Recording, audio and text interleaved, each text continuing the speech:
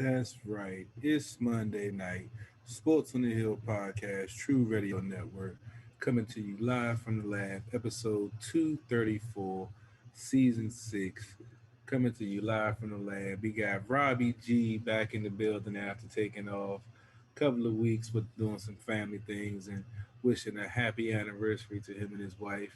He was out doing big things in the Virgin Islands. I wish I could travel like Robbie. Robbie even Zach has traveled more than I have since he's been on this earth. So I got to get my passport and start traveling like Robbie, Zach, and Liz. Robbie, how you doing tonight, good sir? Glad to have you back, man. I'm glad to be back. It's was a whirlwind. We did 3 trips in 4 weeks, but I want to thank Brian and everyone for doing such a great job filling in while I was gone. I was definitely tuning in and checking it out, and it's all on SportsOTHP.com. If you missed any of those episodes, you guys did a great job. And Carol, you were doing extra shows. You did a boxing show last week. That's up on the website, and then you also did a NFL one as well the week before on Thursday. That's also on the website. So I hope people go check out those videos if they missed it. But yeah, you guys did a great job. Lots of news. The Nats have been a little bit down lately, but we'll definitely break down that. The Olympics are here, which is I'm super excited about. If anybody does want to know more about my travels, I made a video for each one of my trips, including I just released a dive video yesterday. It was actually free diving, as it's my wife is pregnant, so we weren't able to actually scuba dive. But I was able to free dive and get some pretty cool shots, and I hope that people really like that video. If you go to sportsothp.com, you'll get all the episodes. It's the default landing page. But if you click on our YouTube channels, you get Carol. I know Carol does a lot of other shows as well, so you can catch all of his shows on his YouTube channel. In fact, he's streaming right now live on there. And then if you click on my YouTube channel, you'll get all the snorkeling stuff. I've been doing a lot of other videos, family style vlogs, all sorts of different things on there. So the Phillies and the Nationals are in a game right now. The Nats are up 4-0. Unfortunately, Phillies got 2 men on, 0 out in the bottom of the 6th. I'm also watching the Olympics on NBC right now. They're actually doing the gymnastics. We will start off with our baseball talk, as Carol and Brian have been doing so great. We'll then shift into NBA Finals talk. We'll bring in Tim to join Brian for that talk. We'll also talk a little bit about the Olympics. Some Olympians from Maryland getting gold and silver to start the Olympics. So we'll talk about them real briefly. And then we'll sort of end the night talking a little bit about the NHL draft and both the expansion draft and also all of our the actual draft that's every year where we get all of the rookies and talk about how we replenished some of our defensive players. And we'll also talk about free agents. I know that Carol will have some thoughts on that. We have some people that we need to re-sign, aka our captain, Alexander Ovechkin. I'll say really quickly on the top. Rumor is 4 years, 40 mil.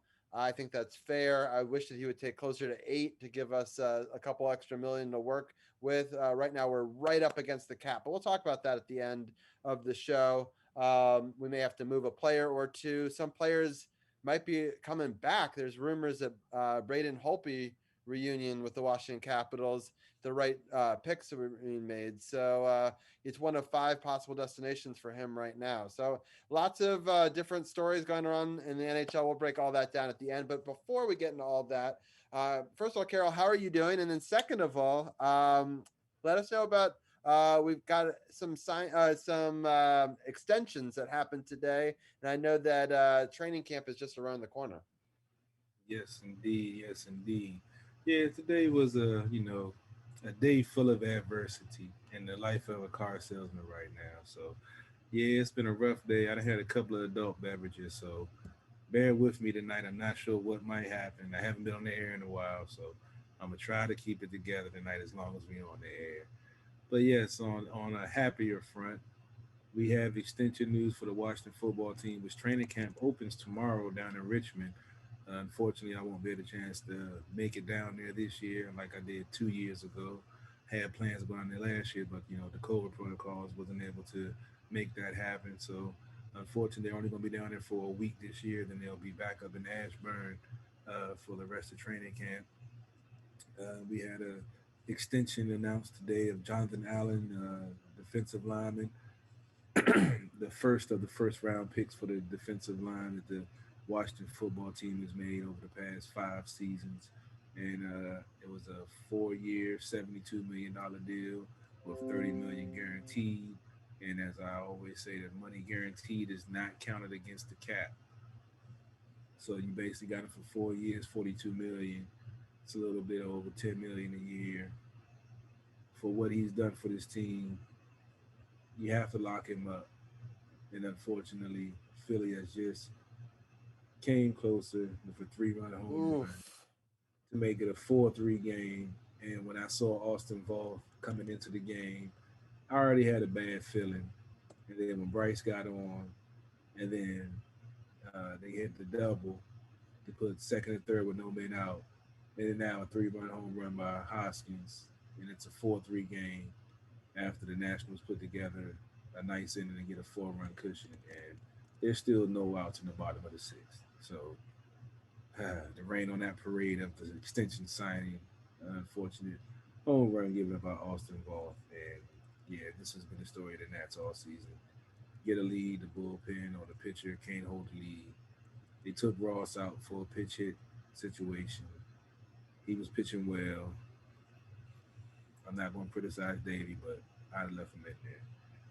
But getting back to the Washington football team news, Jonathan Allen just signed the contract for an extension. He was on the last year of his deal with the fifth-year extension. Next up is Devon Payne and Montez Sweat.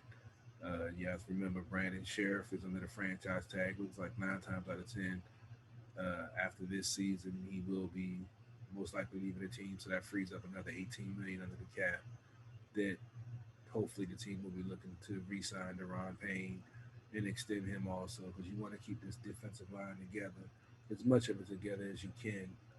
And with the way the rookie contracts are set up right now, you can take advantage of the fifth-year option and still try to keep the line together as long as possible to try to, make that excuse me, make that championship run to, get to the ultimate goal. So it's a good sign to see the team sign an extension to one of the prized members of the defensive line.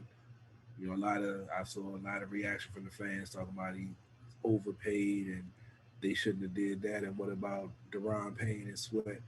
This team is pretty comfortable under the salary cap right now, and a lot of folks are upset about the Fitzpatrick deal, but the 1 year $10 million deal, you know, that's a good thing So I have because a question for you. So the 40 million is what he's owed for the 4 years, right? The rest was a signing bonus.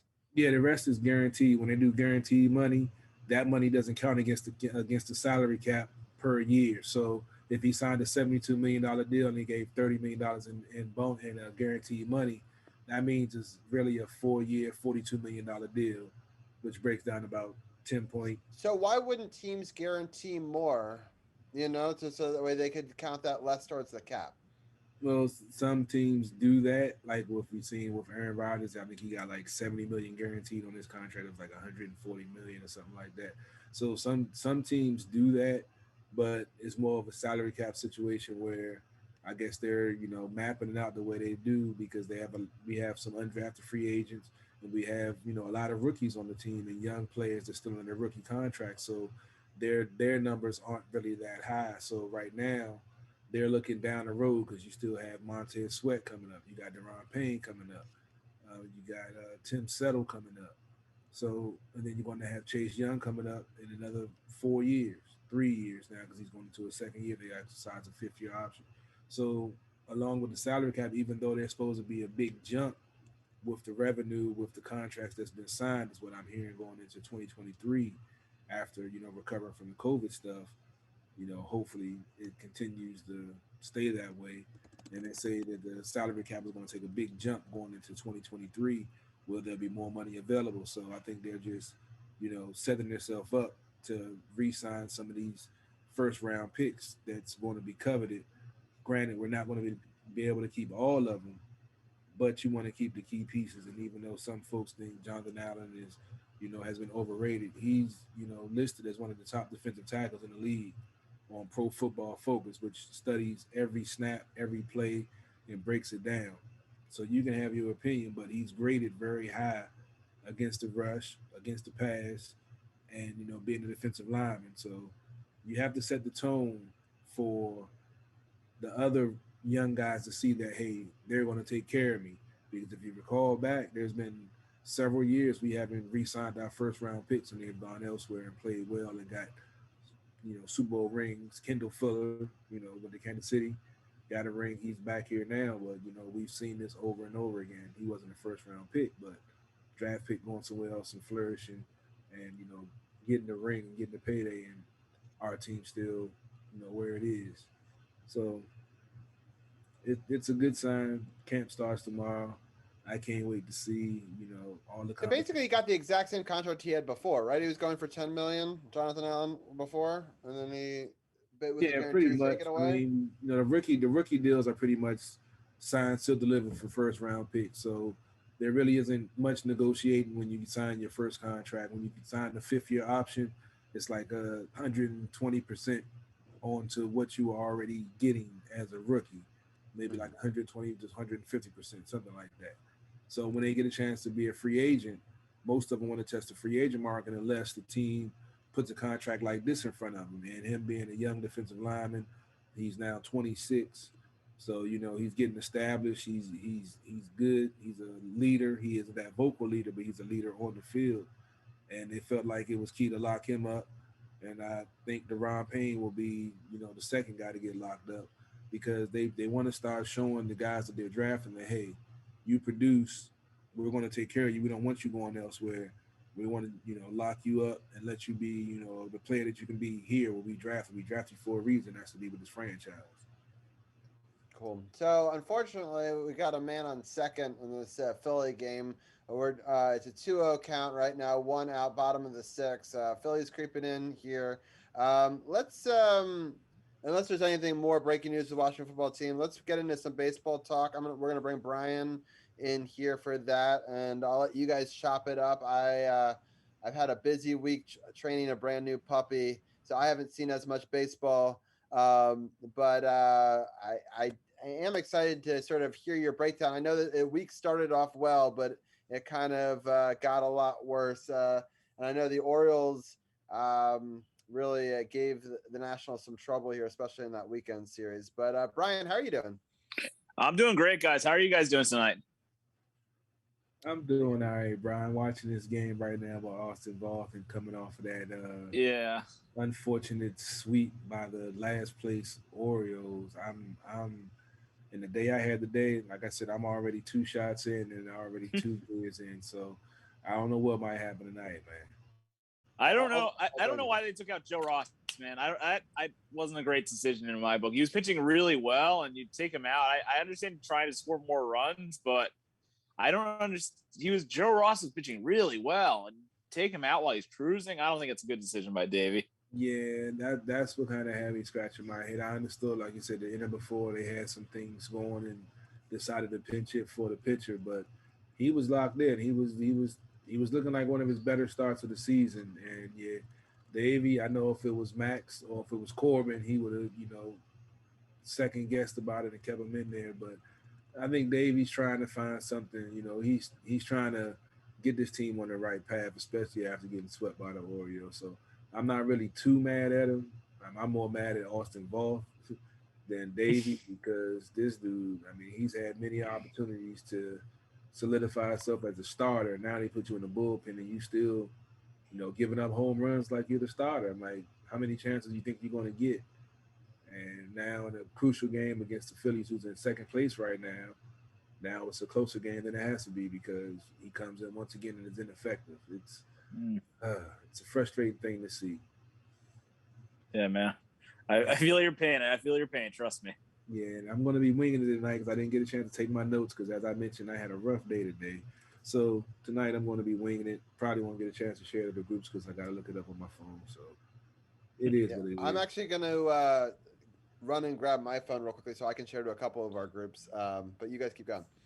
Yeah, because a certain social media site keeps on restricting my views, but I'm not going to do that. Last week, like I said, I'm going to try to behave tonight, y'all, but I'm drinking. So I'm gonna try to get off there and let y'all get the basketball so I don't get us in trouble.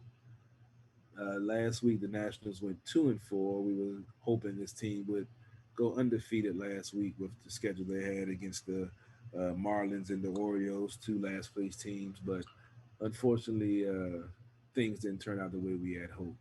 As I mentioned, it went 2-4. Currently, oh man, my phone is acting up. Bear with me. Currently, they're 45-53, fourth in the NL East. Um, we were hoping it would be 500 going into this week, starting the week against the Phillies, as I mentioned, as in second place. But yeah, it hasn't been a good after the All Star break for the Nats. They didn't go into the break in a good place, and they definitely didn't come out in a good place because they had a chance to sweep the Marlins and losing the last game of the series and then getting swept by the Orioles. And the way they got swept made it even worse with the Brad Hand situation again against American League teams. And Brian, we're going to get into that a little bit later on because I'm just going to start to say whenever any league games against the American League teams, he needs to be the setup man and let Hudson close it out because whenever it's an American League team, he just implodes. I don't understand it, man. It's crazy. I was gonna say it's just crazy that like it's happened against the Yankees. Obviously, we've talked about that game in depth, and we've seen it against other American League teams as well. Didn't he blow a save against like the Blue Jays or some other team as well from the American League, Yep. and now this game against the Orioles. I don't know what it is, but Brad Hand can't get it done against American League teams, and we'll see if he's on this team after this week. We'll see about that. Yeah, I mean, I never like I mentioned last week. I never understood why they didn't re-sign Doolittle and keep Hudson the winning combination from the World Series. I just didn't understand that. I believe Yeah, Doolittle's in Cincinnati now, so I yeah. don't. Sometimes they overthink things and thinking they need to bring in Hand. And I know you said he had a nice size contract too, so maybe they can move him. Hopefully, but after that outing yesterday, I don't know if anybody's going to pick him up the way he's been pitching lately. I mean, he's only blown 4 saves, granted, but still, you can't do that in key situations when you're trying to at least salvage a game. Mm-hmm. Your team has got you to the point to where they're trying to win the game, and you walk the bases loaded. I'm like, really? Come on now. But I'm not gonna get ahead of myself. Like I said, it's been a rough day. It's been a rough day. Going back to recap this past week, first game against the Marlins was started the week out great with the 18-1 victory. John Lester took the victory. He went 7 innings, giving up 6 hits, no runs, 7 strikeouts, and no walks. Ex-national Ross Detweiler got pounded for he only lasted 1 inning, giving up 7 hits, 8 runs, no strikeouts, no walks. The Nationals pretty much teed off on good old Ross. I loved him when he was here, but yeah, he had a different uniform on, and that's treated him like a redheaded stepchild. Juan Soto homered, Josh Bell homered, Trey Turner homered, even John Lester homered in this game. So it definitely started the series out on the right foot for the Nationals. Going into game two, looking for a sweep to get back on the right side of 500. But that led into game two, which was a 6-3 victory for the Nationals. Austin Voth, who just gave up a 3-run homer, he got the victory. That put him at 3-0. He went 1 inning, giving up 2 hits, 3 runs, all of those earned with 1 strikeout and 1 walk. Uh, Richard Blyer took the loss. He went 2/3 of an inning, giving him 2 hits with 3 earned runs, no strikeouts, no walks. And Brad Hand earned his 20th save of the season, going 1 inning, giving him no hits, no runs, with 1 strikeout and no walks. In this game, Josh Bell hit his 100th home run career, and the Nats, Victor Robles, he had a RBI single in the second. Brian Zimmerman had an RBI double in the fifth, and Josh Bell homered in the eighth to help get the Nats the second game of this series and going for the sweep against the Marlins. They unfortunately took a 3-1 loss. Uh, Dylan Floral earned the victory for the Marlins, going 2 innings, giving up 1 hit, no runs, with 2 strikeouts and no walks. Brad Hand took the loss. That dropped him to 5-3. He went 2 innings, giving up 1 hit, 2 runs, one of those earned with no strikeouts and one walk. And Yimi Garcia earned the save, his 14th of the season. He went 1 inning, giving up no hits, no runs, with no strikeouts and no walks. Uh, Andrew Stevenson had an RBI double in the bottom of the fourth to account for the lone Nats run, and they ended up losing that game but winning the series 2 out of 3. Brian, did you get a chance to check out any of this series? And I think you saw the first game because I think it was on during the show. And what do you think about this 2 out of 3 versus the Marlins and how it's set up for this debacle versus the Orioles? Yeah, I did see the first game because it was the day of the show and the Yankees weren't playing that night, so I figured I'd watch. And yeah, in the first game, the Nationals absolutely crushed them, like you said, 18-1. A dominating effort. Even John Lester hit a home run, which nobody saw coming at all. I mean, I think that's only the second home run he's ever hit in his whole career, which is crazy to think. Actually, it was his fourth. And fourth home run. Wow. FP Santangelo called it before he hit it because he said the at bat before that one, he had hit the ball pretty well and got a base hit. And he was like, the way he's been swinging, he can take one out if he barrels up on it. And right after he said that, he hit the home run. Dang, FP calling it. Yeah. That's crazy. So yeah, easy win. That was an easy win for the Nats, obviously. The second game, again, was a nice win, obviously. I was impressed, especially with the hitting the first 2 games, especially Josh Bell. He homered in the first game of the series and the second game of the series. Isn't the second game is the game I believe Eric Fetty started and pitched a really good game as well, if I'm not mistaken. So you like to see that as well. And you thought all was going well into this third game, but then they lose 3-1 in extra innings on the third game. You guys know how I feel about the extra innings rule. I think it's a load of crap. But you haven't changed on it a little bit, Brian. You haven't seen it and be like, no, okay, I can deal with it. No, I'm not a fan. I'm still not a fan. They're getting rid of it after this year, and I'm very happy about that. I mean, it adds a different dynamic to the game, I guess. Nah, I'm not a fan. I don't like it. It's not real baseball to me. And it obviously I was talking about it before. I think I'd be okay with it if it was starting in like the 11th inning, but it can't start in the 9th inning. I can't start right after the 9th inning. I can't get on board with that. But they're getting rid of it after this year, which is good. And it hurt the Nationals in this game. Obviously, they lost 3-1. They gave up 2 runs in extra innings. Hand takes the loss home. That sucks, obviously. And that just set off what was a really crappy weekend for them in Baltimore this weekend.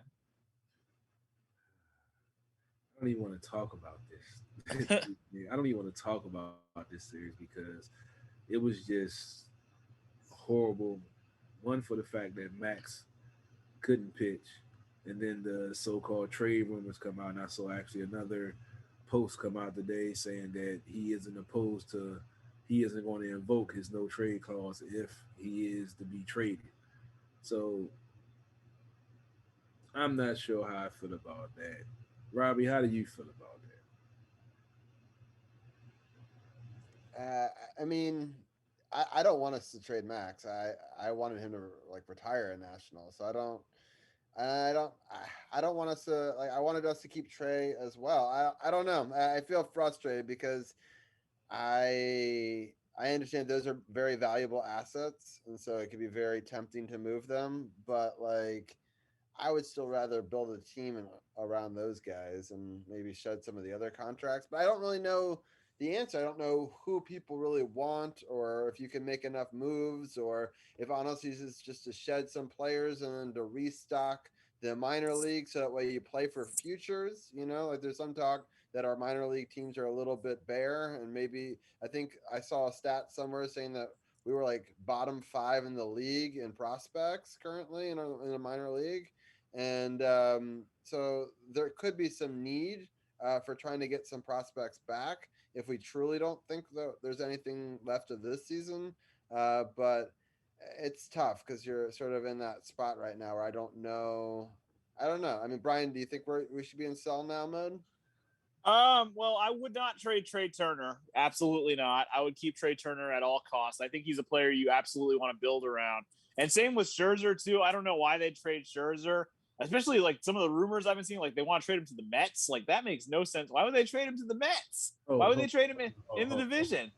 I saw the Giants. Now, if Rizzo trades Scherzer to the Mets, I'm gonna need bail money because I'm gonna go down there and backhand Rizzo. I'm gonna need y'all to raise some bail money for me because that would be one of the most asinine trades I've ever heard of in my life. I saw it on Twitter today. Somebody was talking about it, and it makes no sense to me either. But I don't know. I wouldn't trade those guys, but there are guys on this team that I would consider trading at this point with the way the season's going right now. I would consider trading a guy like Josh Bell or Josh Harrison, or even if you can move Kyle Schwarber, someone like that. There are players on the team that I think that you can definitely move and get players and prospects back for. But I would not, like, under no circumstances would I ever consider trading Trey Turner, for example. I don't know why they would even remotely think that's a possibility because Trey's really good. And Scherzer, I don't really get that one either. I don't really get it either. I mean, Rizzo said they were going to be buyers and sellers.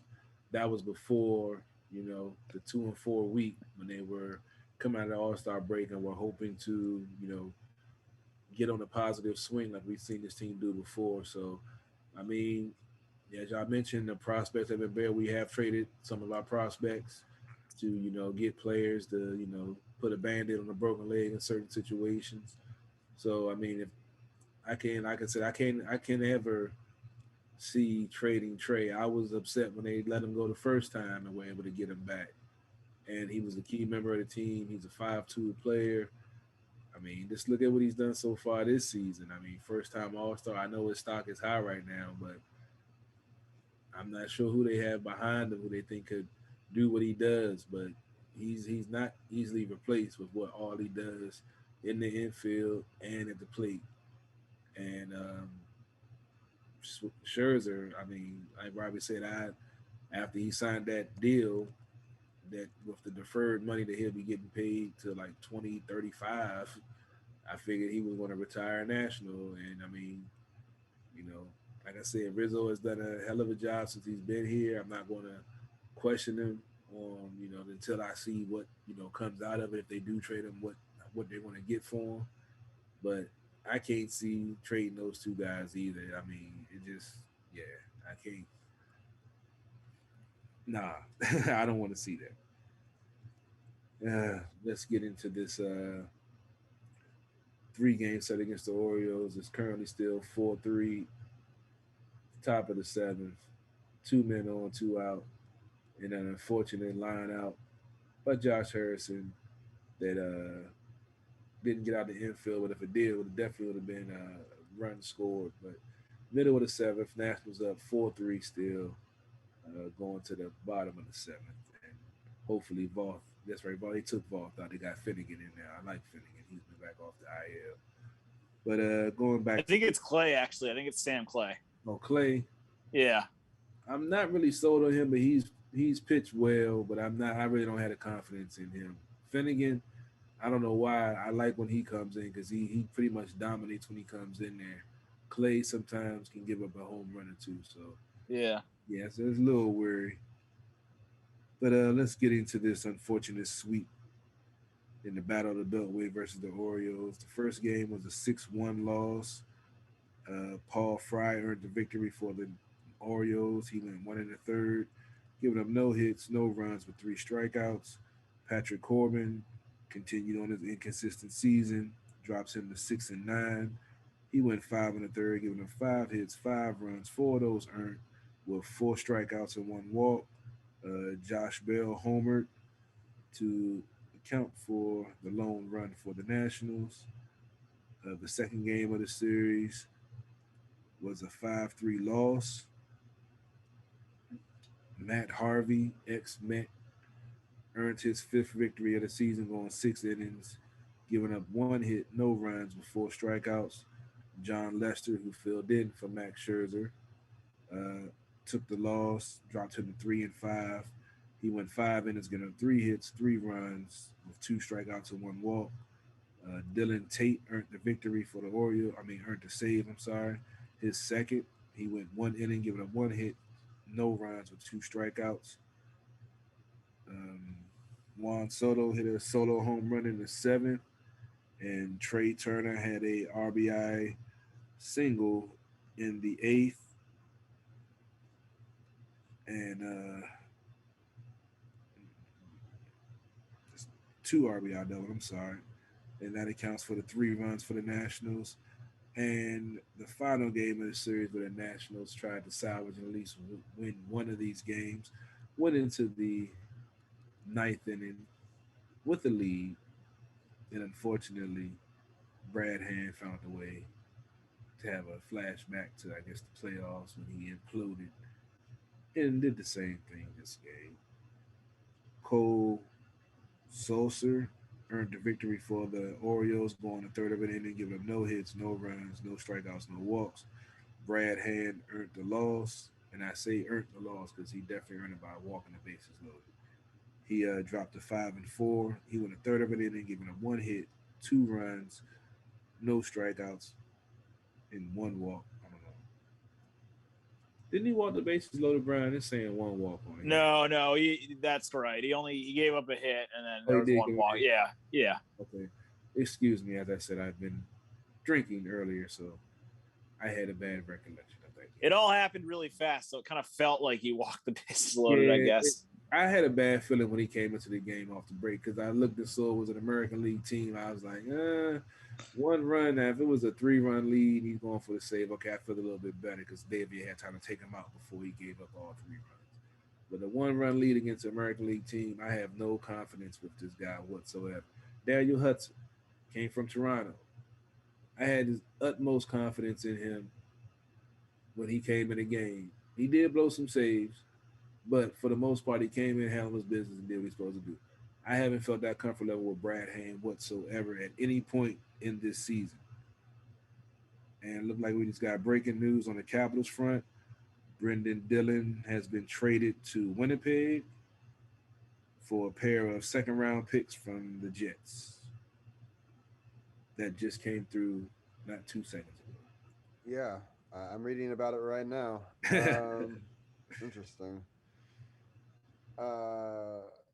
All right, two. So it's 2 second round picks, right? That's what we got. Yeah, Yeah. yeah. All right, cool. Yeah, there's still talks that we're going to move some prospects and some D players around, maybe uh, to try to get Nate Schmidt back from Vancouver, or there's talk about trying to get Schultz back or Schmidt back, or there's always talk about all these former Capitals. Yeah, nice. Bernie is just letting me know. Yeah, Dylan traded Winnipeg for 2022 and 2023 second round picks. So it's one each year. Cool. Bernie made some really bold assumptions in our draft that I'll talk about a little bit later that came true. So he's been a really good insider that we've had. So I appreciate Bernie as always. All right. So have you gone over how many of the baseball games? Those Yeah, games? this is the last The last game of the Orioles series when Brad Hand gave up a 1-run lead and ended up, you know, letting the Orioles walk off and sweep the Nationals. Ryan Zimmerman had a 3-run home run in the top of the sixth, and I don't even want to talk about the rest of it. Like I said, Brad Hand, me and Brian have had conversations offline about this guy. I didn't understand the signing when they signed him. I didn't understand why they didn't re-sign Doolittle, but it is what it I have a good segue because you don't want to talk about it. I actually have somebody on the line that does. is. Go right ahead. All right, Tim, do you want to come on in? We got our own expert, our Orioles insider, Tim, who I'm sure was happy that he got 3 wins this weekend. How are you doing today, Tim? Doing pretty well. Yeah, it was a good series for the Orioles. It's not really important to their season because they're tanking, but it was kind of weird to see the Orioles win. I feel like the Nationals maybe lost some heart thinking that they're going to get a lot of players traded. So they really didn't come with the energy. And Scherzer getting scratched, I think, was a big deal. It probably, I think he was hurt, but, there's a lot of rumors around the team. So that probably distracted the Nationals too. And the Orioles have been playing better after the All-Star break. They've been 6-3. They finally won a game in Tampa, which is very rare for them. So they're not playing quite as bad. They're playing pretty loose, and Mancini's been good. So hopefully the Orioles will hold on to him somehow. Yeah, I hope they don't trade Mancini. That would suck. Yeah, he's by far the most popular player, and he's been a good story this year. Did well in the home run derby, but the Orioles are bad. Tanking is in the MLB. There's a lot of teams basically as bad, but it's been a rough year. So one thing I do want to mention, Carl, did you talk about the Player of the Week award for Juan Soto, or was it Player of the Month? It was one of them that came across today, right? It was Player of the Month. He's the reigning Player of the Month right now till the end of July. He came out the All-Star break, hot. He went into the All-Star break, a little inconsistent. The home run derby definitely helped his swing out, and he came out hot. Unfortunately, he's cooled off a little bit, and the team has also, and yeah, it's not looking good right now for the Nationals. They have to figure out something and get some consistency from either their starting pitching or their bullpen, because neither one of them has been consistent enough this season to sustain a nice run to get them back in it. They had a run earlier in the season, but then that's before they went on that losing streak. And now, they're back in fourth place when they were in second, 2 games above 500. Now they're 8 games below 500 after the All-Star break and trying to figure it out, which is never a good thing. It's right before the trade deadline, so I'm sure some moves are going to be made. But I've mentioned over and over again, there's going to be 3 teams coming out of the West, so there isn't going to be a wild card. So if you don't win the division, you're not going to the playoffs. Simple as that. So they got to figure something out. Mets are playing good ball. The Phillies are back in second place. The Braves are still playing better than the Nats, and they lost Acuna Jr. for the rest of the season with the blown ACL. So I know this team has injuries also, but they had injuries in the World Series season, and they found a way to overcome. They got to find a way. I just don't think we had that same veteran presence that we had before that could, find a way to get it done. We see Ryan Zimmerman's in the lineup more now. They had him in more of a pinch hitting role, but we see them getting him in the game more with his bat and his experience to be a leader on the field, along with his bat at the plate. So hopefully this team can figure something out and get a winning streak going like we've seen them do before and get back in this NL East race. So U.S. men's got sixth place in this men's 200. So that's cool. So did this game start? I feel like this game is taking forever. It's almost 10 o'clock, and we're only in the 7th inning. Was there a rain delay? No, right? It's just a really long game. Long game. Okay, that's what I was like. Wow, this is baseball. Yeah. All righty. Let me go over the upcoming schedule real fast. Tuesday, Wednesday, Thursday, we continue the series versus Philadelphia. There's 7:05 starts on Tuesday and Wednesday, and a 1:05 matinee on Thursday. And then we start a series against the Cubs Friday at 7:05 on the 30th. Saturday, July 31st at 7:05. Those are both home games. And then on Sunday, it's another matinee 1:05 game in Washington. And then next week we play another series against Philadelphia, this time in Washington. So next week at 7:05, we will be talking about this exact same matchup. But real quickly, Carol, what are your thoughts on Philadelphia and the Cubs coming up? Well, 7 games in 7 days. There are 8 games under 500. They got to win at least 3 out of 4 against the Phillies and got to win 2 out of 3 against the Cubs if they want to get back in this thing. It's still early. There's still plenty of baseball left, but they got to start putting together some consistent baseball and winning baseball in order to get back in this race. And the time is, time is now, and they got to make it happen. So, I'm not saying they're going to win 3 out of 4. The way they, gave up the lead in this game quickly, it's still close, but they got to make a move sooner or later, and this is the time. We thought it would be last week when they had 2 last place teams. Unfortunately, it didn't go that way. Now you got a second place team, and I believe the Cubs in second place in the Central also. So they got to answer the bell sooner or later.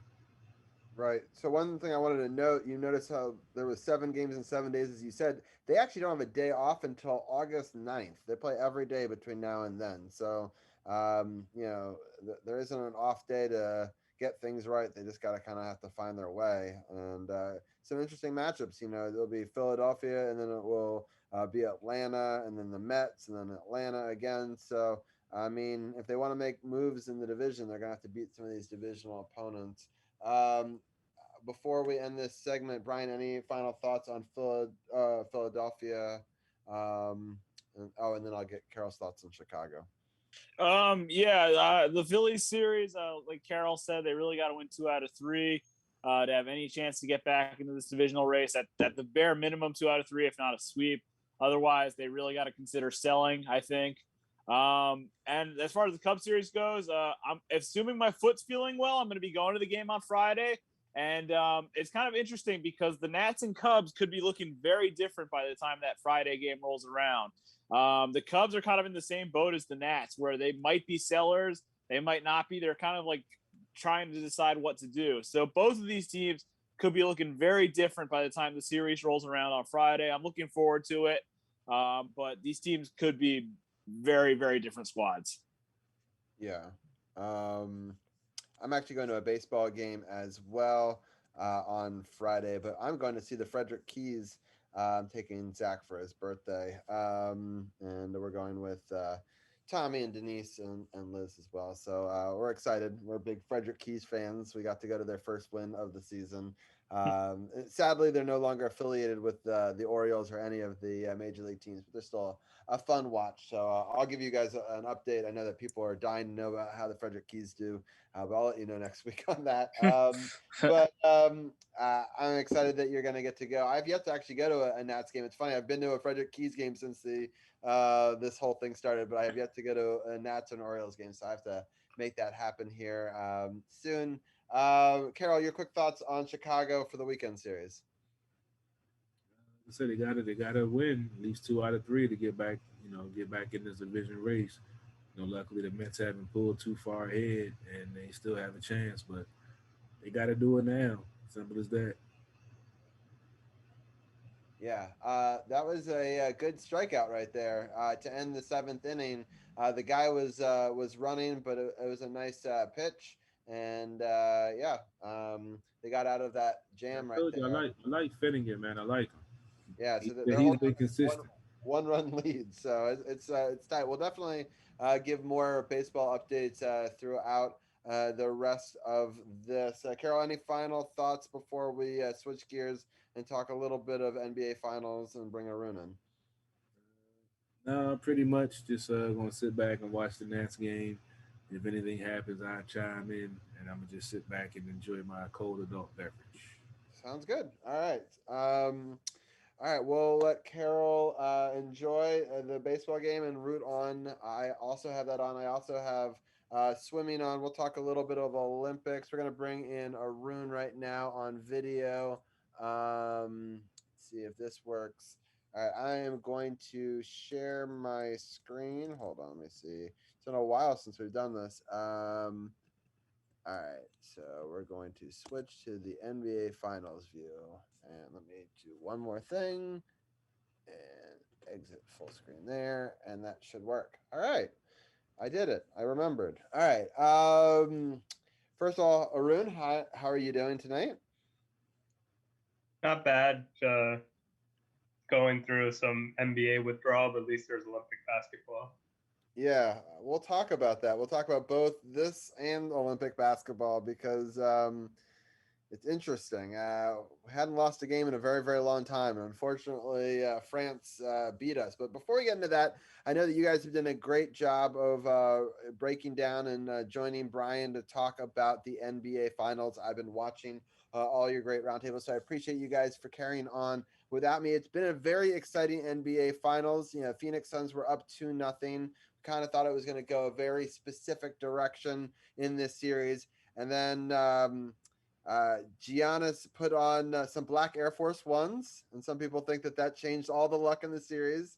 They said it was stomping shoes, and he was able to put together 4 straight wins and win a championship, first time in 50 years for Milwaukee. So exciting time for Bucks fans.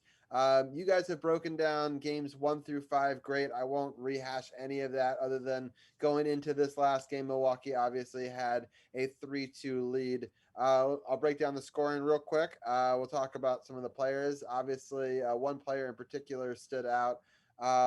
It started off with Milwaukee taking a pretty commanding lead. They had this opportunity to win this at home and not have to go back to Phoenix. And I think from the start, they really put a lot of pressure on. They scored 29 points and held the Phoenix Suns to just 16.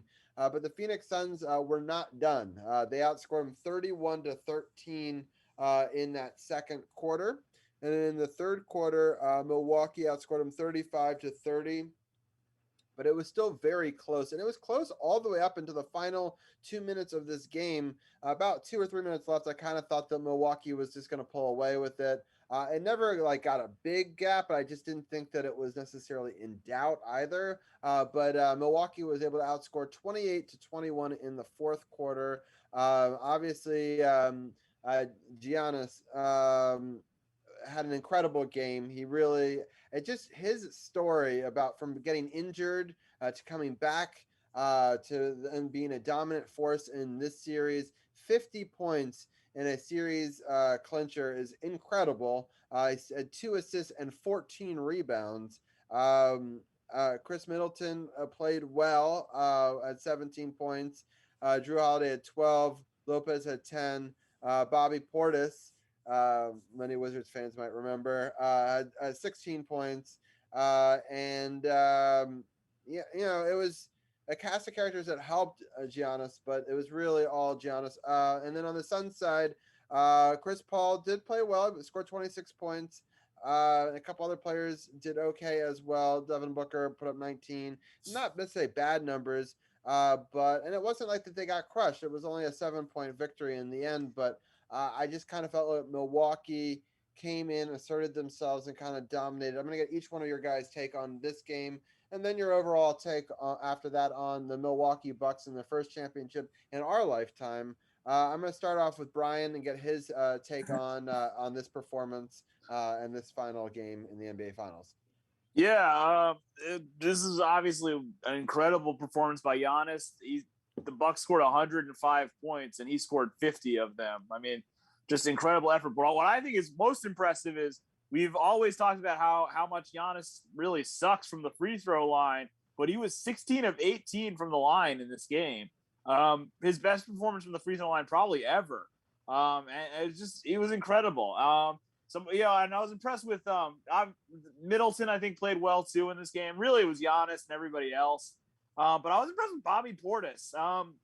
As a Knicks fan, I watched Bobby Portis when we had him last year, and if you had told me that he was going to be a huge part of a team that wins the NBA Finals, I honestly wouldn't have believed you. So that's just crazy to me. He was like the 4th person they interviewed on ABC after the Bucks won the Finals. So yeah, I'm really happy for Milwaukee. Obviously, they've been waiting a really long time, but at the same time, I also feel really bad for Chris Paul. This is probably the closest he'll ever come to winning the NBA Finals. I don't know if he's ever going to get back to this situation. And they had a 2-0 lead in the series, so it sucks for him. Like I really do. As happy as I am for Giannis, as happy as I am for the Bucks, I feel really bad for Chris Paul as well. But yeah, great for the Bucks, great for Milwaukee. I'm happy for them. They deserve it. They were the best team for sure. Yeah. Tim, what are some of your thoughts on this final game? It was a kind of reminiscent of Game 5 in the sense that the home team took a huge first quarter lead and looked really dominant, but then had a terrible second quarter and the tables were turned. So, I mean, Milwaukee definitely pulled away when it mattered, like you said, and it wasn't really in doubt. I mean, it was an exciting game and every possession counted at the end, but, it just looked like the home crowd was going to steer him to the victory.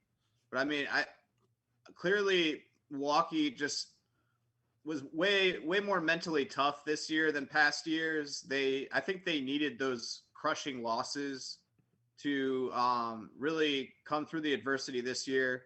They came back in the Brooklyn series. I think that was probably the most impressive victory they had the whole playoffs, and really that was kind of going to decide the finals winner probably in the end. So I think that kind of steeled their nerves, and they never freaked out when they went down 2-0. They're used to doing that and coming back. And like Brian said, I mean, this is probably Chris Paul's last trip to the final. You have to imagine he scored 26 points. So he really did play well in the second half. He hit some shots, but, he wasn't able to counter 50. And that was one of the best finals performances, in many, many years for Giannis overall. Just a couple 50-point games. And I think he's going to be remembered, like a top 10 player because of this finals. So great for him, but you got to feel bad for Phoenix. They've lost 2 finals 4-2, and arguably they could have won both. They were very competitive, but I guess they'll have to wait many more years to get a ring. Yeah, crazy. Arun, I know you always got some interesting stats. What sort of things did you notice in this series? Yeah, obviously the Giannis 50 points was huge. He's the only player to have 50 points. I mean, he's the only player to have a Defensive Player of the Year, multiple MVPs, other than Michael Jordan. So he joins that club and an NBA Finals MVP. It was just not a good game for the Phoenix Suns overall. I know Chris Paul had 26 points, but they didn't even put Drew Holiday on him in this game. They decided to put him on Devin Booker, and Booker struggled. He was 0-7 from three-point range. Even though he had 19 points, he could have done better. And Chris Paul probably could have had an even better game. He had 26 points, but in the closeout game against the Clippers, he had 40-plus points, and he also had 37 points in a closeout game against Denver. So Chris Paul kind of had to pick it up because his teammates weren't doing much, including Ayton. He had 12 points, and as you guys mentioned, Bobby Portis had 16 points, and that was just probably the difference of this game, along with Giannis hitting his free throws. Middleton didn't play really that well, but he hit the key shot down the stretch that put them up by 6 points, and that probably sealed the win with a minute to go. And Drew Holiday was 4 of 19 from the field, but he played really good defense on Devin Booker and Chris Paul. He's probably the second most valuable player this series, but obviously Giannis was really awesome. And he also followed it up by ordering 50 chicken minis the next day at Chick-fil-A. So shout out to him for eating 40. I'm happy you mentioned that. If anyone missed that, it was on Instagram, and then ESPN reposted it a couple of days ago. That is one of the funnest videos I've seen in a long time. Just, you can clearly tell he has not been sleeping all night. He's ordering all sorts of things, letting people come and take pictures and touch the trophy. My favorite part was the team's looking for the trophy. I'm out here. I gotta let them know where it is. It was funny. It was great. It reminded me of back with Ovi jumping in fountains. That's what championships are all about. Just fun moments like that. And just congratulations to him. And just, I'm just so impressed that they were able to stick with a plan. And he really didn't want to leave, and wanted to win a championship with Milwaukee, and he saw it through. A lot of players don't do that anymore. A lot of players move around. I mean, there's already talk of Kawhi. Where is he going to go next? And, is Chris Paul going to opt out and go somewhere else? And, there's just all these rumors already. And it's refreshing to see that he didn't really need a super team. And I know that some people think that, Chris Middleton and some of these other players are good, but I think I don't want, they are all-stars. I don't want to try to devalue them, but they didn't make a super team. Like, you can have multiple all-stars on a team and not have it be a team of super players from other teams that come together to win it, right? There's something different about that, at least for me. And, I thought that was really impressive. And I liked the Phoenix Suns story too. I wasn't like I was rooting against Phoenix. Honestly, it was one of the most neutral finals I've seen in a long time for myself. Like, often I find myself really rooting for one team or the other, but I liked both stories. I'm very happy for Milwaukee. I do feel a little bad for Phoenix. I thought that they had a great story too. They got me rooting for them by the time they had gotten to the finals as well. I'll let each one of you guys give a final thought about just overall, Milwaukee having the championship, and any other thoughts you have about the NBA season, and then we'll talk a little bit about Olympic basketball as well. So, Brian, I'll let you talk first about what you think this first championship means. First, well, in our lifetime. I mean, it's not the first ever, but 50 years is a long time. Yeah, this is great. Obviously, Bucks fans are really passionate. We've seen it with not only how loud they are in the arena, but how loud they are outside the arena in the Deer District. There were 65,000 people outside the arena at that game on Tuesday night. It was a lot of people, and Milwaukee partied like crazy. I agree with what you said about the video about the Chick-fil-A. I think it's hilarious. It just goes to show you how much Milwaukee loves Giannis and Giannis loves Milwaukee. So I'm glad he stayed. I hope he never leaves Milwaukee. I don't know if that's going to happen, but I hope he never leaves Milwaukee because it's a great story with him being there. And they absolutely deserve this title. Yeah. Tim, what are some of your thoughts? I'm really excited for the city because Milwaukee, they have the Packers pretty close, but they don't win a lot of championships, especially Milwaukee City. So they had 60,000 people or something there, and I thought Giannis, besides the Chick-fil-A run, which was hilarious, he made the great joke at the press conference that he was demanding a trade, and because a lot of people thought he was going to leave, so you have to give him a ton of credit, and I hope he calls Bradley Beal and tells him to stay in DC because one day if Beal perfects his game, he could do something like that. I mean, I don't believe that, but maybe one day.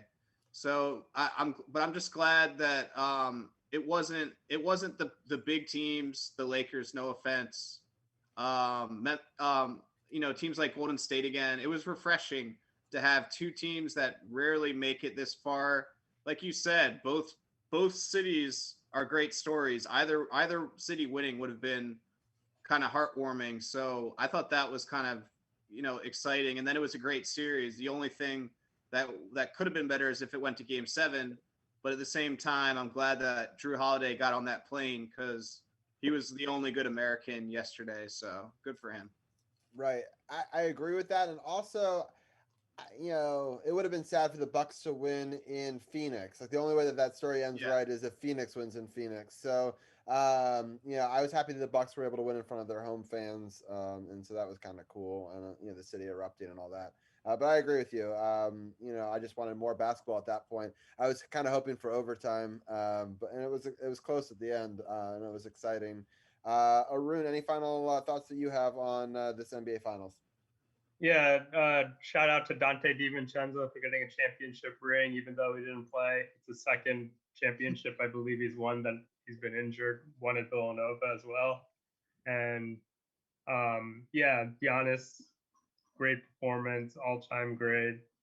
And he completed his Kobe challenge of winning a championship. So congrats to Giannis.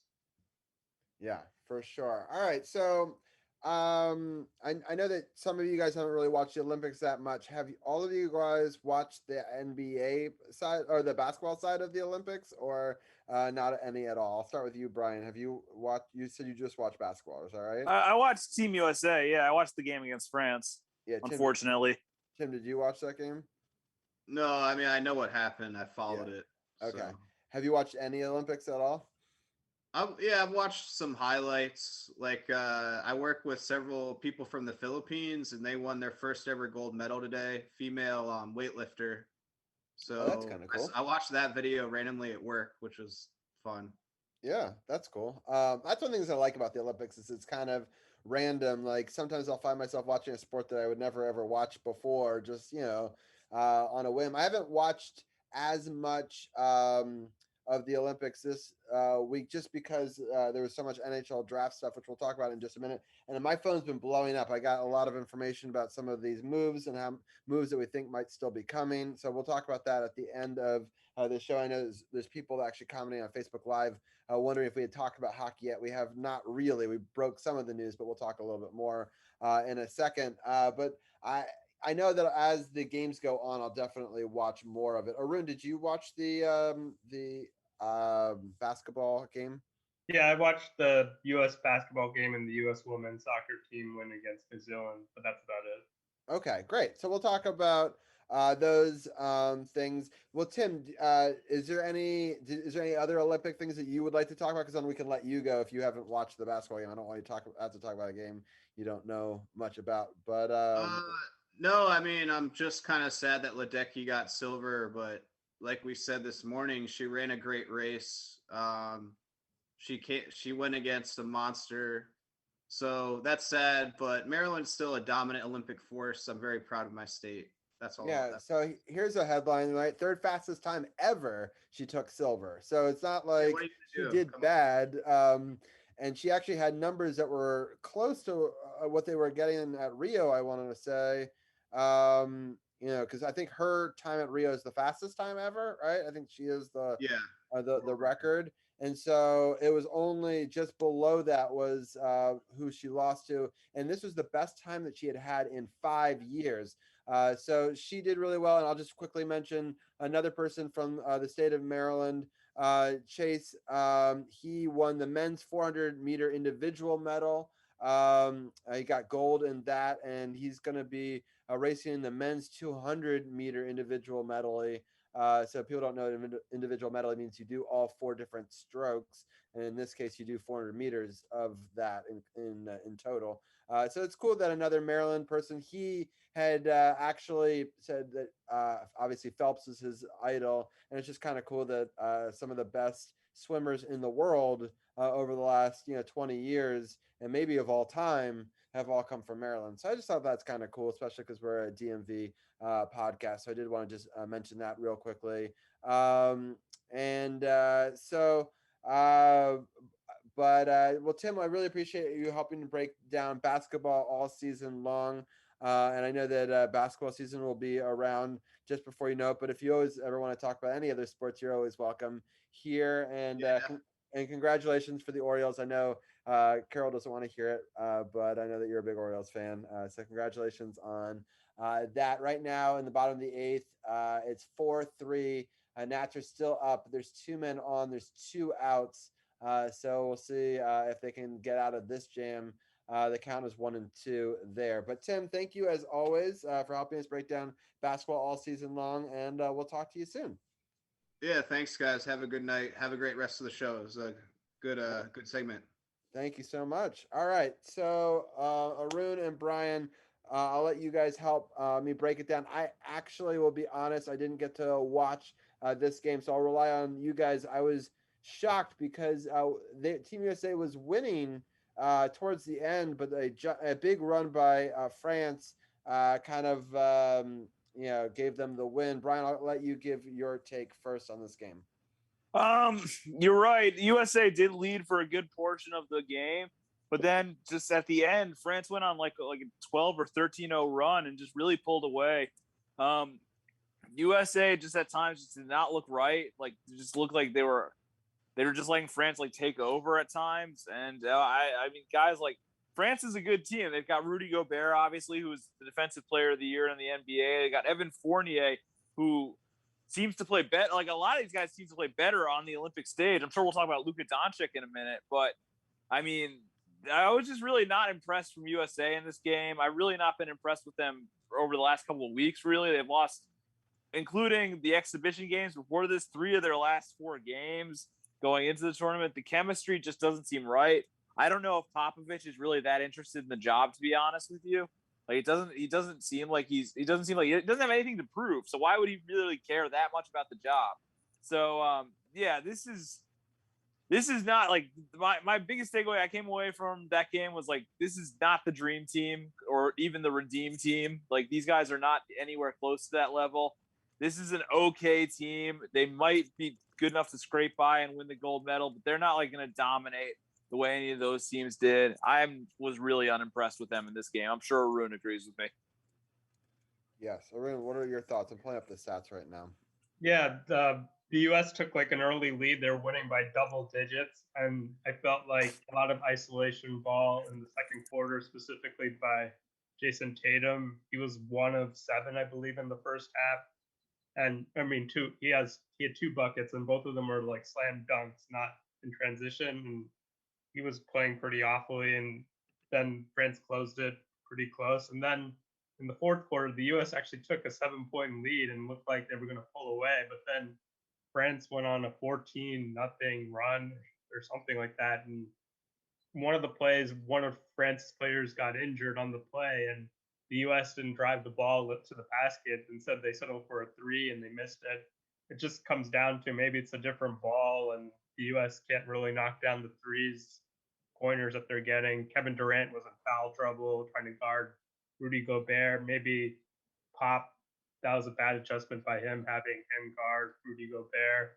And Tatum was bad. Damian Lillard, we were down by 4 and they threw the ball to Lillard. He fell down on the play and he tripped France, and they called the technical on Lillard, and that sealed the game.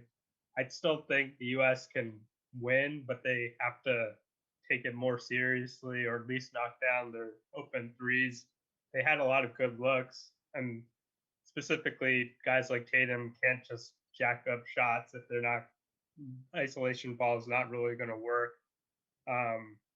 Like I guess like Rudy Gobert is the only player that would make the U.S. basketball team. I don't think, even though Evan Fournier had a great game, it's not like comes off the bench for the Celtics, and Tatum is like scored 50 points in an NBA playoff game. So maybe the rules are different, the ball is different, but the U.S. is going to have to dial in more seriously if they want to take away the gold. Yeah. I'm looking at the upcoming schedule right now. Brian, any other They play thoughts? Iran, and then they play the Czech Republic, and Thomas Satoransky from the Wizards, or ex-Wizard, he's on the Czech Republic. Got it. Right, here it is, men's. So here are the upcoming games right here. So yeah, so we play Iran, and that's at 12:40 in the morning our time, right? On Wednesday. Yeah, that's correct.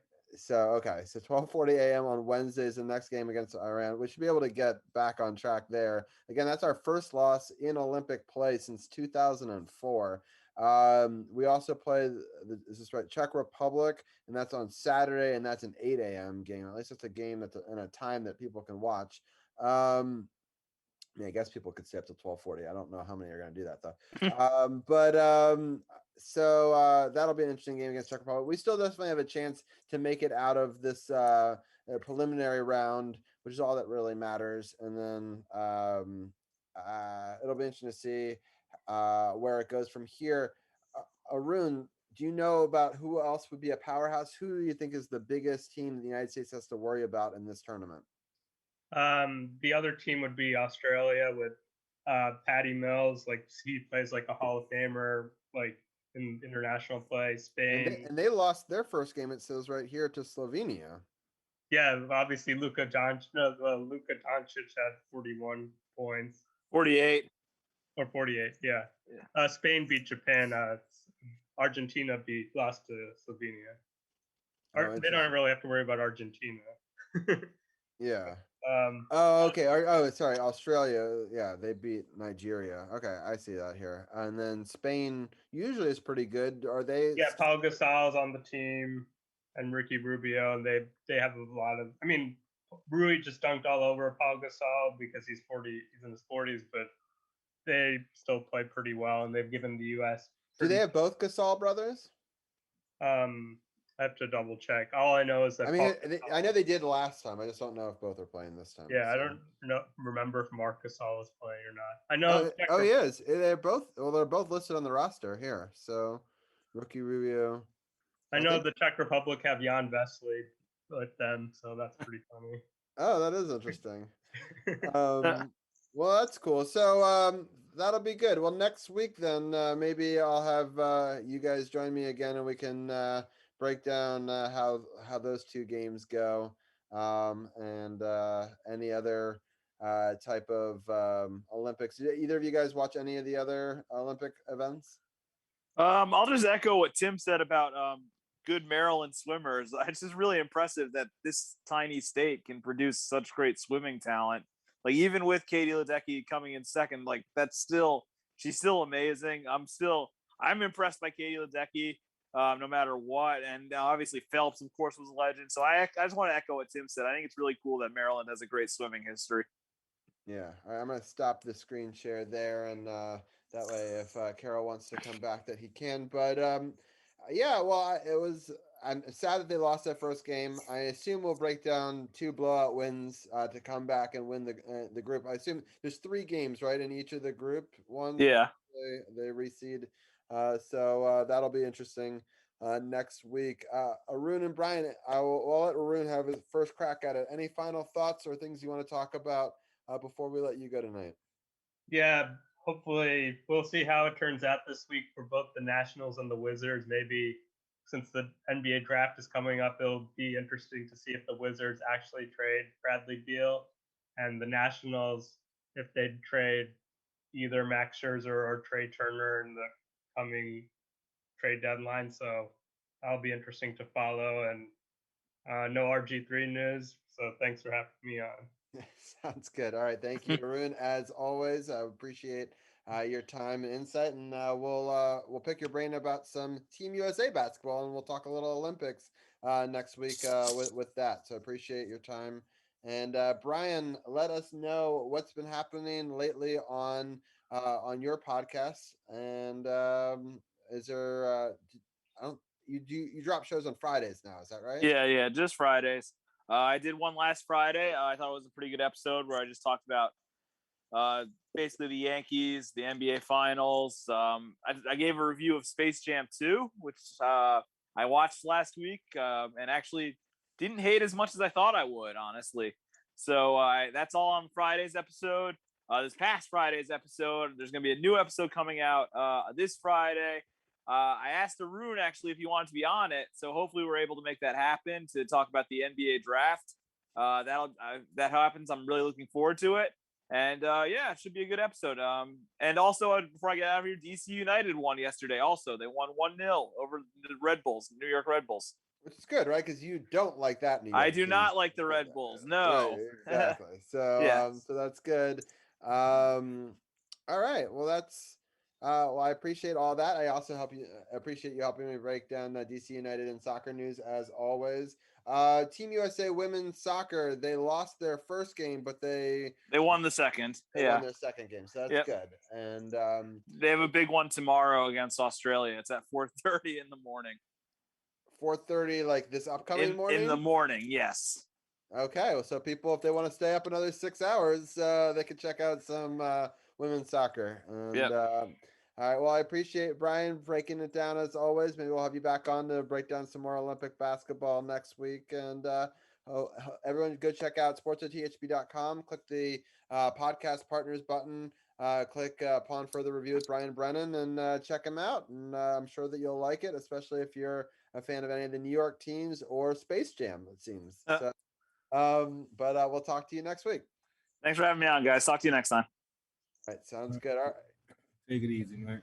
Carol, my phone's been blowing up with this trade. A lot of stats coming out about it.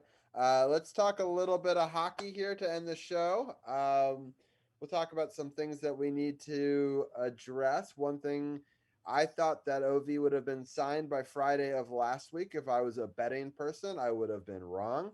The talk is with Brian McClellan that they're going to give him what he wants, and they're going to try to sign him by Wednesday of this week. So that's not too far away. The rumored price right now is 4 years, $10 million a year, which is about what he's being paid right now. Right now, I believe it's 9.5 is the cap hit. So it's a little raise just to pay him back for all that he's been able to do for the team. Of course, you read a lot of conflicting things online, Carol. Some people are like 10 million is way too much for what he could produce now. He's not the same Ovechkin as he was before. We were paying less before. And then some people, like me, are saying we owe everything in this city for hockey to this guy, and he deserves to get paid. And I know that this part, maybe you probably might not agree with. I'd pay for him even if it meant us not getting anything more because he deserves it. Do I want us to win again? Of course, right? There's no doubt about that. But like, if the question is, do you not pay him and use the $10 million to like pay for young prospects and try to groom them for the future and don't pay Ovi? The answer for me is no. Carol, what are your thoughts on re-signing Ovechkin? I mean, that's a tough one because you want him to be a lifetime capital.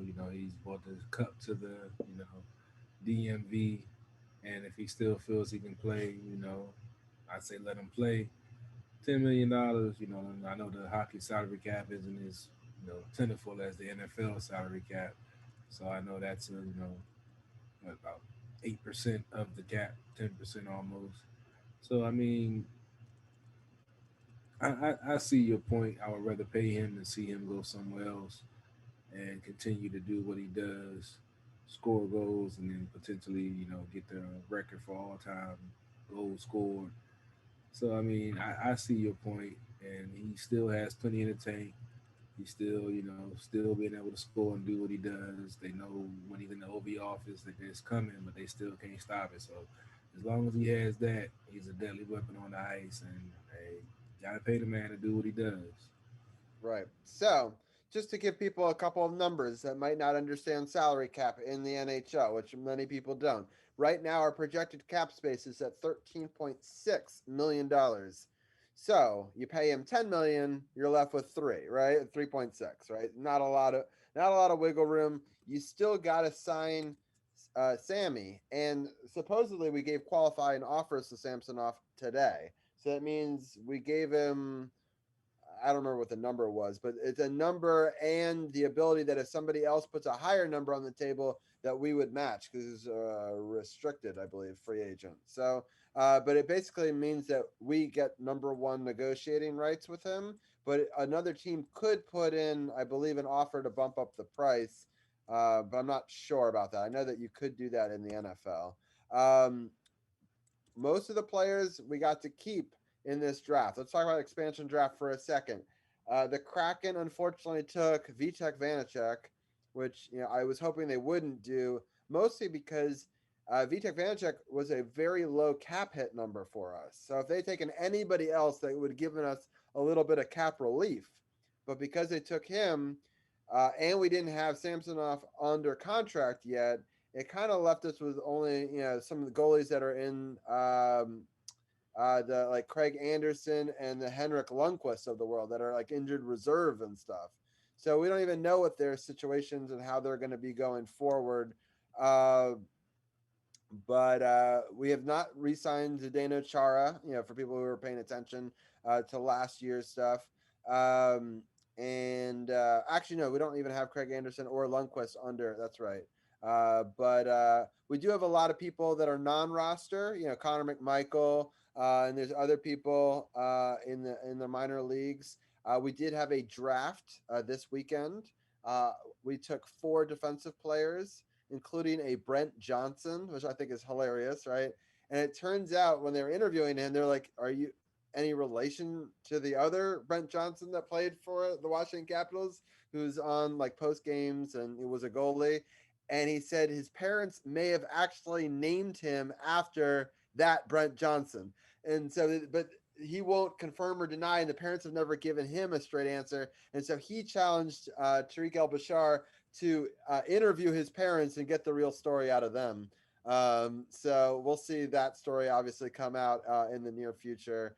But again, 4 defensive players, including, I believe, the first 3 draft picks, all defensive players. Brett Johnson was slated to be taken 75th by our own Bernie, who was reporting on that. They actually traded that pick to the New York Rangers, so they came back a couple of spots to the 80th pick and was still able to get him and get an additional pick in this draft. So they went in with 5 picks, came out with 6. So great. They got the player they wanted at that spot, and they got an extra pick out of it. So that was a good move. They were able to get a goalie, 1 centerman, and 4 defensive players, I believe was. And so the idea is to restock the cupboard in Hershey, because a couple of the Hershey players might move up, especially on the defensive side. And then we might move on from some of our defensive players because they carry a really high cap hit. So that's a bit of the news from the draft side of it. I didn't really particularly like who the Kraken drafted. I don't think they have a very strong team, to be honest. I was much more impressed with the draft of the Vegas Golden Knights. They're not done. They can still move things in free agents. They stocked the cupboard on defensive players. Like, they got so many defensive players. So I got to imagine they're going to flip some of those defensive players for some forwards to some teams. I think that was their play. Their other thing that was very obvious very early on is they took a ton of big players, 6'5" and over. So they're going to be a big team, especially on the blue line, and that's going to be tough for teams to deal with. It'll be interesting to see if that strategy works, because lately a lot of teams have been going smaller and faster and not as much bigger and heavier on the defensive side. I think faster is really good for the regular season, and bigger is really good in the playoffs often. But if you don't make it to the playoffs, it doesn't really matter if you've got that big, heavy hitting style. So it'll be interesting to see who they're able to flip, what moves are still to be made. And so those are some of my thoughts. I don't know if, Carol, if you were paying attention to any of the hockey moves. I know that you're more in football mindset and baseball this time of year. But do you have any thoughts about any of those things that I talked about? No, we talked about how major this offseason would be for the Capitals, and seeing if they could get back into that championship form before Ovi retires. Hopefully they lock him up. Excuse me, lock him up and get him taken care of, and then figure out the other situations out with the salary cap. But they just got to get it together and try to get another Stanley Cup run in, because we damn sure enjoyed that season, enjoyed that championship parade, and want to go to another one, honestly. And quick segue to the Nationals. They are up 5-3 now, going into the bottom of the ninth. Victor Robles reached on an error, and Alcides Escobar scored to give the Nats a 5-3 lead. Going into the bottom of the ninth with Brad Hand taking the mound, looking to secure the save to win the first game of this series versus the Phillies. So hopefully the Nats can get it done. Yeah, indeed. I can't believe this baseball game with no delay might outlast our podcast that started so late. I just don't like, I'm still Division of kind of, baseball, man. It's just crazy, man. I mean, this is now 3.5 hour game, right? And it's no delay, and we're now going to the bottom of the ninth.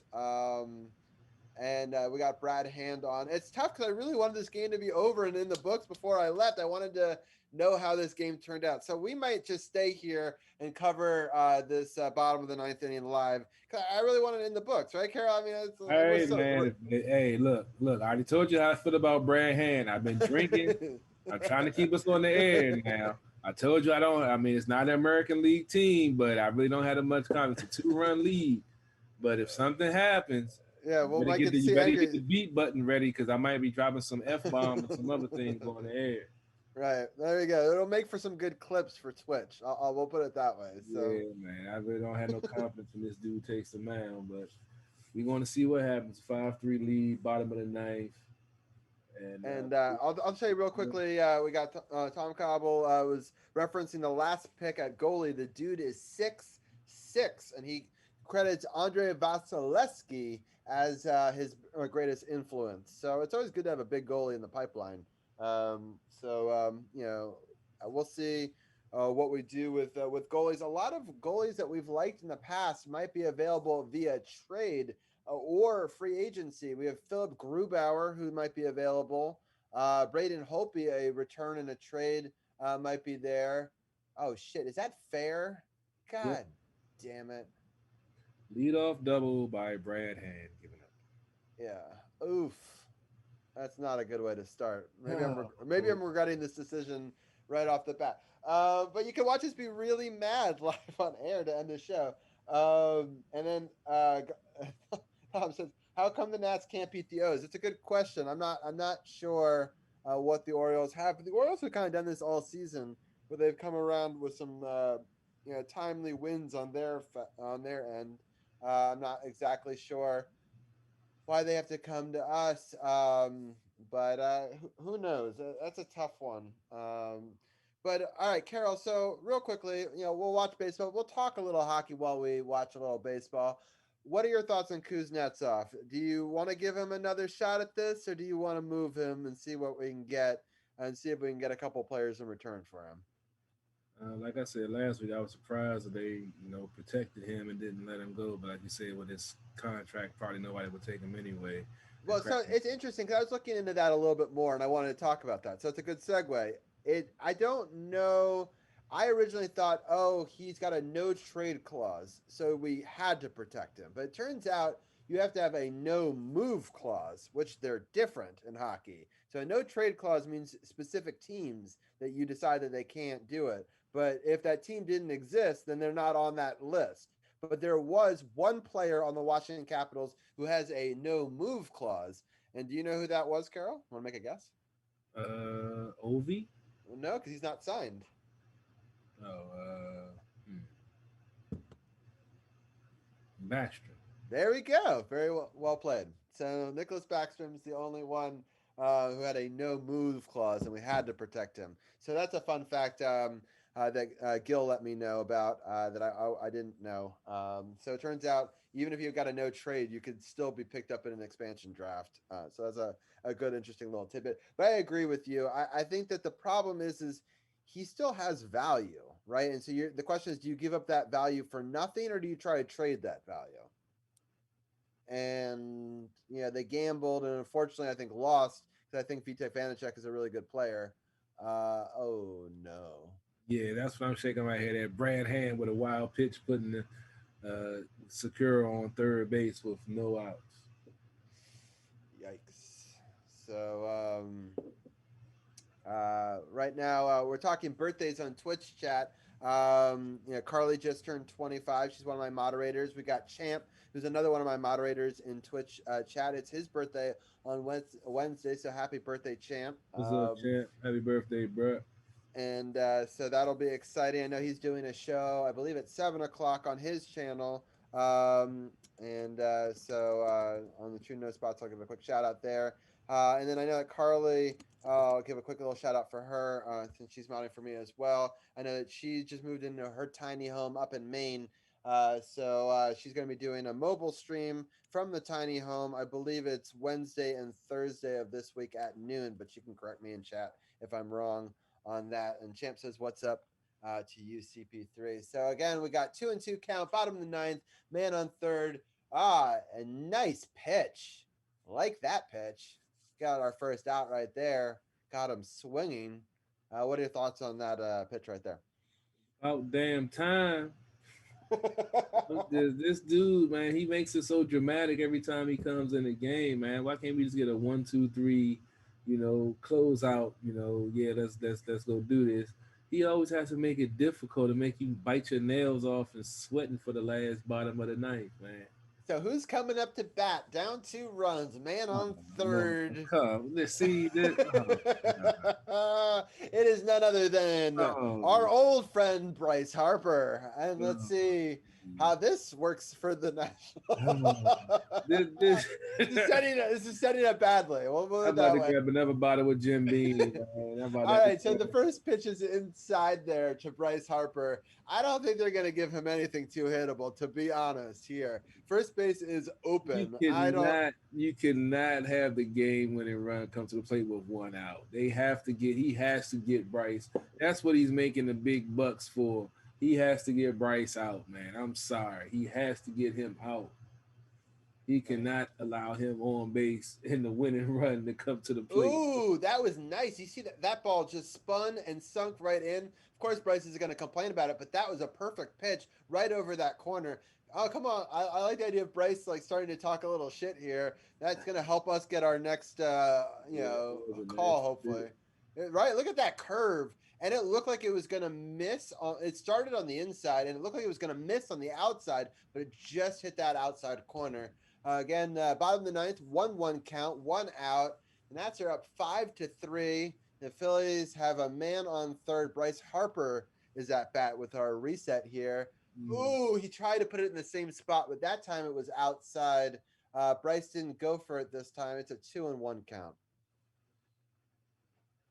You got to stay away from Bryce's power zone. If anything, if it's left in that middle, it's gone. So, Brad Hand, earn your paycheck. This is fun. We haven't done play-by-play for baseball in a little while, so and especially to end a game and to end a podcast. So it's kind of an exciting way to talk about it here. Oh, that one's a horrible pitch. He's never going to go for that. And now we're in trouble. It's a 3-1 count. That is Andrew McCutcheon, Nat Killer on deck. All he has a field day against the Nats. Got to get Bryce out. Got to get him out. Yeah. So Carlos just giving a little shout out for my scuba videos. I appreciate that. If anyone wants to check out my free diving videos, you can go to my YouTube channel, SportsOTHP.com. Carol's YouTube, my YouTube. You got all the latest podcasts. You can also check out the True No Spots podcast on there, on our podcast partners. Check that out. They've got a couple of shows this week. Wrestling's been heating up. I know that there's fans in the stands and some exciting storylines and some players, some wrestlers rather, switching to AEW for the WWE. So, awful pitch. He's never going to go for that. Now we got a man on the corners, first and third. I'm still not upset about this play because now it sets up the double play. Yeah, but it's Andrew McCutcheon. Set up the double play, Carol. Don't let Bryce Harper beat you. I told you I had a rough day, man. Andrew McCutcheon coming to the plate. 1 out, 2 on. Yeah, let's see. This is not looking good for us. So somebody put some juju into the world. I'm about to go ahead and grab for that next shot real quick. Go ahead and get that ready. But it's good, if people like reaction videos, right, Carol? People, maybe we'll clip this up. This could be the next viral video, right? You know how this goes. Just don't throw anything at your TV. They're checking first base, which is a waste of everybody's time. But I understand why they're doing it. But I don't think Bryce Harper is going to try to steal second. But anyway, Tom Gobble saying Nats bullpen is a train wreck. I would agree based on what I'm watching right now. I haven't watched a ton of Nats baseball this year, but this is they've been locked in one stretch, but it's been inconsistent the most of the season. And I mean, they're trying to find their way. Oh no. Did I call it? Did I call it, Robbie? You did. Did I call it? I'm so sorry. Oh, fuck. Why did that was a terrible I have pitch. no confidence in this guy closing the game whatsoever. I have more confidence in a condom with a hole in it than I do when this guy comes in with the 1-run lead. Oof. I can't. Oh my. 2 games in a row that he snatched defeat from the grasp of victory. Yeah, we've when is the trade deadline? I believe it's Thursday. We may need to. Well, I don't know. I mean, at this point, it's a good question. Are we buyers or sellers, Carol? Do you need a closer, or do you just give up on the season? What are your feelings right now after that heartbreaking loss? 500. You just got swept by the Orioles and walked off by the second place Phillies. I don't want to have a knee-jerk reaction. I'm still going to say wait until this series. It's a 4-game series. This one, Yesterday's loss hurt. This one hurts worse because I saw it coming. When you can see the train wreck coming and you want to yell, get out the way or something, there's nothing you can do because it's coming. And you just have to sit there and watch it. And I saw it happening. Yeah, I mean, you Tried to called it be all the way optimistic through. for the I ground know. ball double play, but not the way Hand pitches. And I don't know, McCutcheon, but I don't know if that ball is going to get you where you want to go. He threw a fastball. McCutcheon is a Nats killer. But why You you don't throw a throw him if fastball you there? Why already don't put Bryce on. You might as well walk the bases loaded and get away from McCutcheon and bring in Hoskins. Because McCutcheon, even when he's with the Pirates, when they sucked, he still would go 3 for 4 with 2 home runs and shit. yeah. And the I fact you're going to throw him a fastball almost right down the middle. I mean, that was a terrible pitch. I just I don't know why they didn't throw like a slider or something that is going to have some spin to it. I mean, he rocked that, and I don't understand why he thought he was going to get by him. It just doesn't make sense to me. Um, but anyway, well, You you know how I know, should have had a bad day today. That I just, know, I know. that just put the cherry on top right there, man. I know. But to be fair, that was going to happen whether we were on the podcast or not, right? So, I don't think that we necessarily jinxed it. But Brandon, you deserve to walk home, even though it's a 4 game series. You should just walk home now. Because Hudson was locked in the eighth. Granted, 2 guys got on, but he got out the inning. You got 2 guys on and gave up a 3-run home run to lose the game. yeah, Gave up 2 runs yesterday. Went into the ninth for the 4-3 lead. You give up 2 runs, Nats lose. Get swept by the last place Orioles. This has got to stop. And going back to Davey taking out Joe Ross to put in Austin Rolfe, who gave up the 3-run homer to make it a close game. yeah. Yeah. We're far away from this championship team that was behind me, right? You know, like this is not that Nationals team. But I'll sit here and I'll chug this rest of this drink with you. So there you go. We'll pour one out into our livers for that might be the nail in the season, Carol. That was not good. So anyway, that's just something we've witnessed very highs, but we'll witness very lows, right? We got to watch them win a championship. That's something. Yeah, I But enjoy the highs. But when you I told you, Robbie, like with you called it the whole way through. You yeah, saw it when he was on Hodges, deck. I can see when the other team is about to score, and it sucks because I can see the play develop. I already knew what was going to happen, and I was trying to stay positive and think, okay, it's still first and third, 1 out. He can get a double play ball, and he throws one right. I could have hit that one out the park, and I ain't played baseball. I don't know how long. That's just oh my. Yeah, it's pretty bad. I don't even want to turn on MLB Network because I'm afraid to hear what they're going to say. They might start laughing. Yeah, it was pretty bad. Well, on that note, it was still a fun show. I still had a good time. I'm sorry That was just the cherry on top of my day. I know, but I mean, I kind of I don't know. All I'm gonna say is tomorrow will be a better day. It will be. It will be. And you know, maybe start watching Olympics. Maybe that'll make you happier than this Man, team. I don't know what I gotta stop doing, Robbie. I mean, if it was the Winter Olympics and it was curling was on, I'll be sitting watching some curling. Summer Olympics, I mean, the track and field is cool. Yeah, I'm trying to think of what sports you could that you might like on Summer Olympics, but you don't. I hate running, so watching track and field. I used to go to the Penn relays and stuff like that. But that's awesome. You went to Penn relays? Yeah, my buddy, he used to run track, and I used to go. That's amazing because I went to Penn, so like I used to go to Penn relays every year. So that's cool. That's awesome. But, I went for different reasons. Yeah. It's a different reason. I mean, it's a scene. It's a scene up there. It's honestly the best sporting event. Of the year there, because we don't. It's not like it's. But anyway, so we'll end it there. There's not a whole lot. Pretty much nothing less to say. All I can say is, thank goodness Washington football training camp starts tomorrow. Yeah, for sure. Because I might do a pop up show. Like I said, I won't be down there unfortunately this year, but I might do a show. I'm going to work tomorrow, but things go according to plan. I might be leaving a little bit earlier than I'm supposed to. I'm sell some cars. I might do a pop up show just on some of the observations that I see from some of the folks who talk about the Jonathan Allen signing and the repercussions going forward for the rest of the defensive line, the first round draft picks from the last four drafts. And appreciate y'all tuning in as always. Appreciate the support.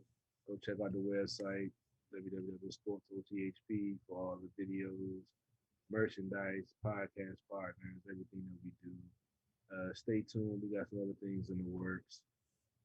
Got a lot going on just behind the scenes. Just haven't had a chance to seal the deal on some things, but trust me, it's coming. Things are moving. Make sure you go check out the YouTube channel. Unfortunately, for some reason, I'm not streaming on my channel. I don't know what it is. My computer was acting a little funny today, but I'm still on Twitter, still on Facebook, and still, as always, on the Sports OTHP Facebook page and website. Um, in need of a new used or pre-owned certified vehicle, come and holler at me out at Waldorf Honda, 2450 Crane Highway, Waldorf, Maryland. Get the deal done. If you're looking for a new used pre-owned certified, come on and hit me up. Definitely can take care of you. If you didn't check out the show last week, we had a boxing special with Paul the Boxing Guy. I have it on my YouTube channel. I haven't had a chance to upload it on Anchor yet, but I'll probably get that done in the next couple of days. The week before, we had the Washington football team off-season special going over the draft picks, free agents, and the schedule.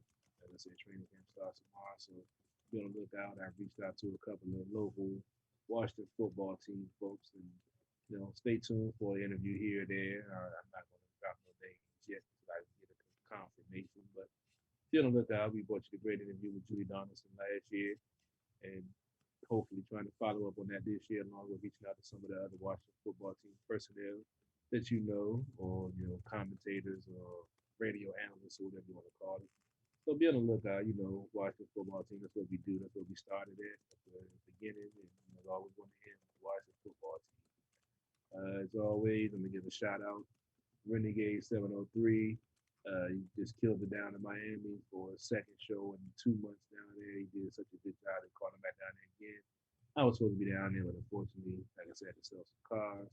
I'm going to end this show with one of his videos. I mean, I had to debut in, needed somebody to play a role, so I did it. And TJ Made Pro, one of my favorite songs to end the show with. But as always, DC Sports by the Politics. It's not just a catchphrase. It's not just a motto. It's what we do. And we out. See you next week. Sounds good. And people, we're going to be rating on my channel. We're going to rate Kenny's. Thanks for everyone for tuning in. Happy birthday to Carly last week, to Champ this week, and Zach on Thursday. We'll talk to you guys next week, and we'll talk to you soon.